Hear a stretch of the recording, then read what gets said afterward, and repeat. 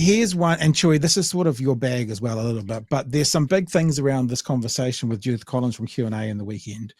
And one of the big things which we said last week, obviously Jackie Boy was watching, is where is the money coming from for this $9 billion investment in defense? Even before the question of should we or shouldn't we, just where is it coming from? Here's 1.5 minutes with these guys having that conversation. $12 billion over the next 4 years, which includes $9 billion in new spending. This is vastly expensive. How are you going to pay for it? Well, obviously, the finance minister is working through just what she has to do to help make this happen.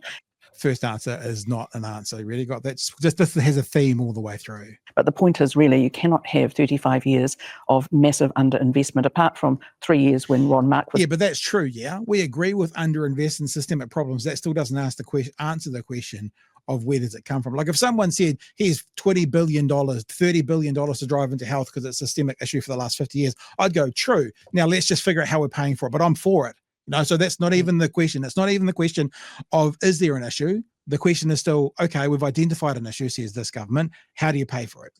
Defence Minister, and then not say that we have to step up. So New Zealand has been spending about 1.1% of GDP on defence, and we need to get to at least 2%. Otherwise, we simply will not be able to keep up where we are now. Will your government commit to allocating all of the required funding before next year's election? Well, I think it's really important that we understand we're not buying it all at once. Yeah. But obviously... But you have a budget process that looks out over the budgetary term like this money. We talk about the first 4 years of actual funding, and that's what that money that you've just talked about is about. And that is always based on the fact that every single large ticket item has to go through Cabinet. It has to have a business case. We have to prove why it's the right decision. We don't just go off and spend money like it's no tomorrow. Like we're Labour. She tried to say it like we're Labour. Because it's all taxpayer money. So look, the money will be found because it has to be found. So to my question though, will your government commit to allocate? We don't need to talk about this. We're coming back to it. The money will be found because it has to be found. We're coming back to that. Easy. We'll come back to that. Allocating all of that required funding before next year's election. Well, you've got a budget this year and a budget next year. So over that budgetary forecasting period, will you allocate the required funding? We are doing that in terms of the first 4 years. And we have signified what has to happen after that. But obviously, maritime helicopters, those sorts of things, they need to be first up because they are crucial for our maritime patrols. Clip number 1. I just want to show you a little thing I made today, Chewie. You see that? This is Judith Collins. The money will be found because the money has to be found. I thought that's good. Okay, so what if we talk about education and health? The money will be found because the money has to be found. No actual plan for it. I did a bit of research on some of the, it wasn't really research. I did a single Google search to an RNZ page, looking at some of the places cuts have been happening. So just think, everybody have that statement in their head. The money will be found because the money has to be found. In other words, this is too important not to fund. Whilst we're defunding disabled people, Stats New Zealand, SFO, Parliamentary Services, Ora Tamariki, the NZSIS, Police, Customs, Ministry of Justice, Social Development, Health, Education, Ministry for Women, Ministry for the Environment, Ministry for Pacific Peoples, IRD, ERO, which is Education Review Office, Crown Law, Family Violence and Sexual Violence, MBIE, just to name a few. And it is just to name a fucking few because I had to stop writing because I ran out of room. There's the full list right there of things they're defunding. It's far more than I listed. This is based off last year's budget. This is what they're defunding. So the question's got to be asked, if the money, it's not even a question of me of should it be spent or found, but if the answer to the question is the money will be found because the money has to be found, what did education do to hurt you so much, Judith? What did health do? Show us where health touched you, Judith. Why did they hurt you so much? They don't deserve money to be found because money has to be found. It's utterly, utterly ridiculous. Not to mention, Mike Hoskins agrees with us, but we'll get to that in a second, Chewie. Your thoughts first. Yeah, it's just such a ridiculous thing to say. The money will be found because it has to be found. Why couldn't it be found for any of these other things? Exactly. Like, super important things. We can't find money for the police's pay request. We can't find money to build new hospitals throughout the country. It's cut. But then whether the spend up on defence is valid or not, and again, I'm in the camp where I'm like, yes, it needs to be done. There's always going to be that very easy comparison of like, oh, so you can fucking rustle money up for this out of nowhere. Yep. And then whenever someone brings up something that is just as, if not more important for more New Zealanders, let's say hospitals, let's say schools, let's say law and order, whatever, can't do it. Because there's not a magic money tree down the back. We've got to balance the budget, like you do for a household. It's all nonsense.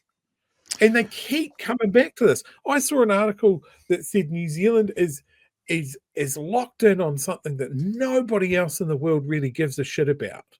This idea of getting back to surplus. It's mentioned in every single budget. How soon before we get back to budget? National's doing it, Labor's done it, round and round and round we go. Yet economies that are humming don't even worry about it. Yeah. They don't care that they're not in surplus, that they're borrowing, because it's keeping everything ticking over. Like, we've become so scared of the fact, oh, look, it's borrowing or whatever. Like, if you're borrowing, like I've used the analogy before, like if you need your roof replaced on your house, you borrow money to do it. It's exactly the same. It's a long-term purchase. You can spread it out over a longer term. There's a $12 billion spend on military items that we only replace every 30, 40, 50 years. Then that's an easy argument to make. It's the same for a hospital. It's the same for critical national infrastructure like ports and ferries and all of this sort of stuff. We've got to get out of our way on this sort of thing. Yeah. But and look, so we'll just find the money. We'll just find the money. Yeah, and look, the thing is, and I've said Mike Hoskins agrees with, I think people in the chat are like, I don't like Mike. Like, what we're saying is, if even Mike can see the issue, right? If even he goes to the Prime Minister, where's this magic money coming from? You've got a problem. Well, I've seen your books and they don't look good. I don't know where your 9 billion is. No, look, it is within our fiscal track and all will be reviewed. We'll just re-queue that up. We'll just re-queue that up to the right place. Oh, it's just on the fiscal track. We've just got it. Wrong place. We'll go again. What we've done. The 9 billion, I don't think I've asked you this since it got announced, the 9 billion, the new money for defence. The incremental new money for the next 4 years. What magic are you pulling out of a hat in the budget to find that? You're quite sceptical about our ability to find it. I've seen your books and they don't look good. I don't know where your 9 billion is. No, look, it is within our fiscal track and all will be revealed. What does that mean? What does that even mean? What it means is that we understand what we've committed around delivering within our operating allowances of the next few budgets, which we understand. So how far are you going down your track? How far is your track? Is it a 15, 20-year track, is it? No, what I can say to you is we are on track to manage that investment and that commitment with the settings. In a way, you're going to have to come here on the Monday after. I know, I'm going to come see you and you're going to go, I know Chris, about that's numbers. Brilliant. You've actually managed to do all of that defence spending. God bless you, and I hope you can, and the decision's a good one, but I just don't know where the 9 billion is coming from. Rest assured, we think we can manage it within our fiscal settings that we've got. The second thing is each of those business cases come before the Cabinet to make sure that we're getting good value from them. Okay. And we have a formal 2-year review because if the economy gets better, I want to be able to tip more money into defence over time. Okay. So basically, he said it's going to fit within their fiscal planning right now. That means, Chewie, they have a $9 billion gap somewhere that they've found it from down the back of the couch. If it's going to fit in with their current planning, which is basically what he said, they have excessive amounts with $12 billion future, planning through the future, which they haven't told anyone about, but it's there. It fits now. Doesn't make any sense. At what point do we start hanging people from lampposts? Because there are so many stories now of people getting misdiagnosed for cancer, not being able to see specialists. Nelson Hospital didn't have nurses for fucking days and days and days. Their hospital's falling over. Our one's stalled, and what's there is leaking the shit. Like, for him to be so blasé over this, and you contrast it with his conversations about Dunedin Hospital, let's just put a finger on that, and go, you said there wasn't money. There was no way that we could find the money for the hospital that trains doctors and nurses, that looks after the entirety of the southern half of the South Island, that is the secondary hospital with Christchurch falls over again. Mm-hmm. Does he think we don't remember? Like, and I'm not someone that's saying, hey, look, we shouldn't spend any money on defense. I'm just saying this seems really inconsistent. This seems like somebody that is making it up as they go along. And look, the other thing is the comment there at the very end. We're going to go back to Judith Collins now, but the comment at the very end that he wants to drive more money. He wants the economy to do well so he can drive more money into defense. It's like, is he taking on an American mindset here that thank you for your service, military means everything to us?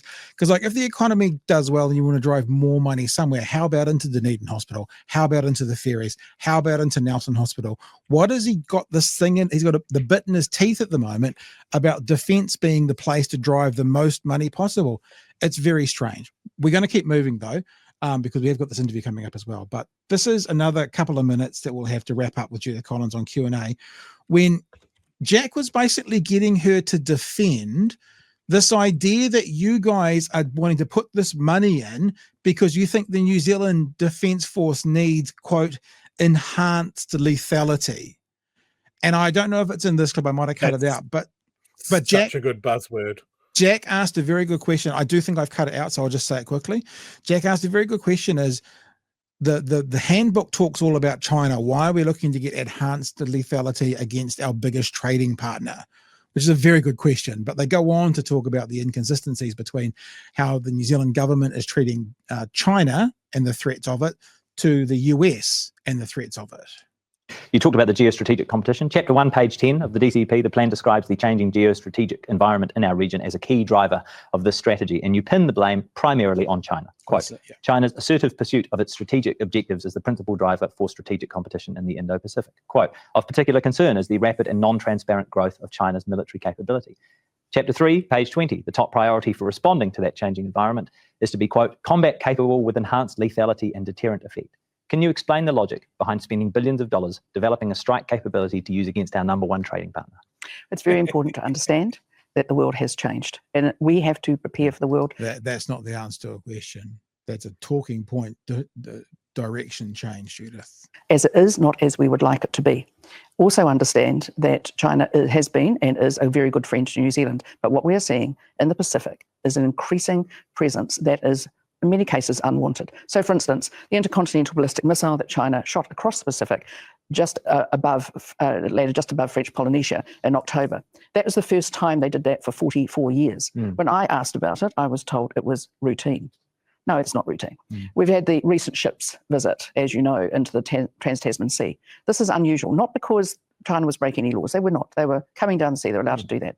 But when we have almost 40 civilian airlines having to divert their planes with very little notice, that is because of live firing. That is unusual. So you say that's highly unusual. Of course, a couple of weeks earlier, New Zealand sent a naval ship through the Taiwan Strait. Well, is that usual for New Zealand to do that? It is for us to do that. To send it through the Taiwan? Well, no, they weren't just sending it through. They were going from one place to the other. They had a reason to do that. And also... They had a reason to sail through the Taiwan Strait? Yes, because we have sanction work that we do, sanction busting work that we do around North Korea, and we've just been in Hawaii. So absolutely. And that intercontinental ballistic missile, which you've talked about a lot, the US fired an intercontinental ballistic missile across the Pacific, 6,500 kilometers, a couple of weeks after China did that ICBM test. Did you publicly criticize the US? No, and in fact, Interesting question. Interesting great question. This has got about 50 seconds to go, Chewie. Then I'll release the Wookiee after that. After China did that ICBM test, did you publicly criticize the US? No, and in fact, what we know from the China one, for instance, is that the difference there is that people were not notified. New Zealand got a notification in Beijing. So were we notified about the American one? We are more than likely aware of a lot of things that go on. Yeah, more than likely. Were we notified? We are aware of a lot of things that go on with the US. We keep in very close contact. I understand. I'm not going to go down specifics on it, but I do know that. Well, you've gone down the specifics with China. Are you happy to do it for China? Do the same with America? I mean, it just seems like China fires a missile, you're very critical. America fires a missile, Silence, crickets. Well, because America routinely fires missiles. The issue here is this is the first time in 44 years that China has done it. And in addition to that, it went right across a lot of nations that had no notice of it. And I have to say they were pretty disappointed. So there we go, Chewie. So America does it, all good. We might have known about it. China does it. Ring, ring, ring. And I am also thinking this is kind of separate to this. What Donald Trump's doing at the moment with tariffs and all that kind of stuff, I feel like he's turning China into a country that the world wants to see succeed against Trump. Like these tariff things that are going on at the moment, I get the sense that people are rooting for China. In the Western world, when did we last, with one voice, bar America, root for China against America?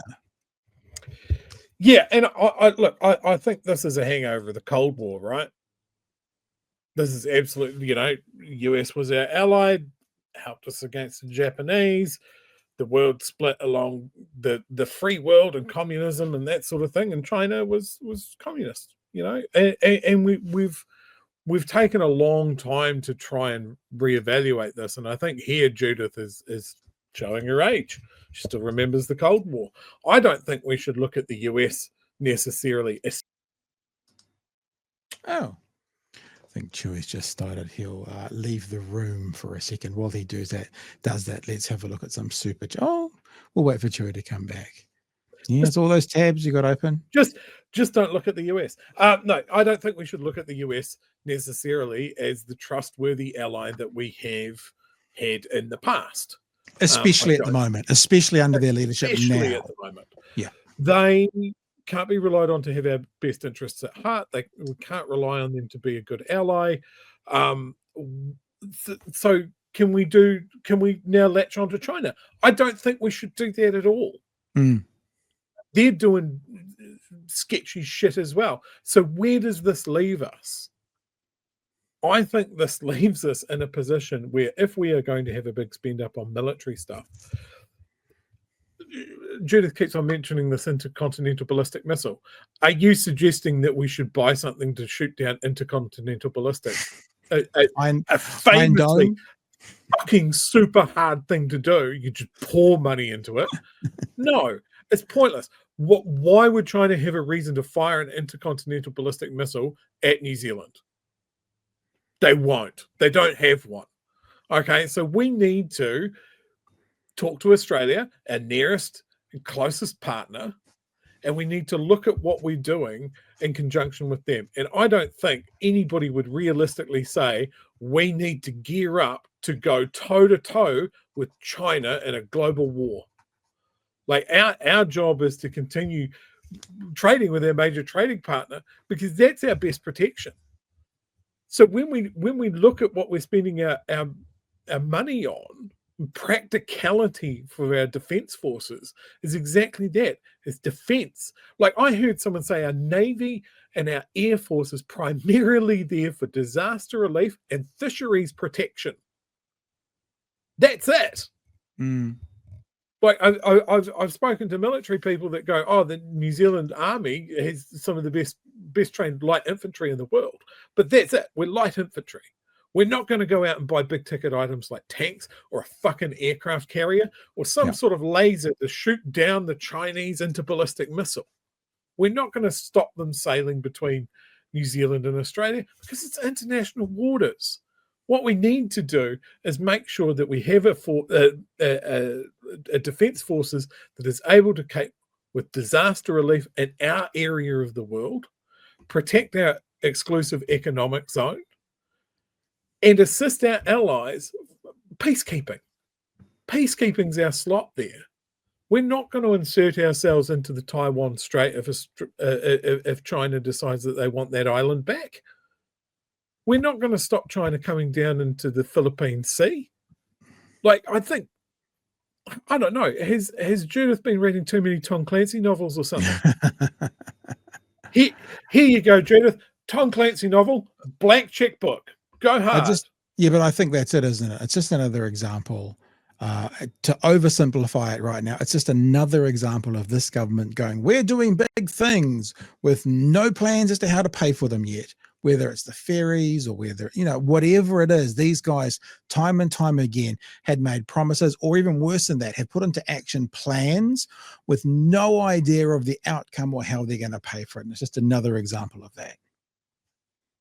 Yeah. Great comment here. Judith's been reading A Clear and Present Talofa.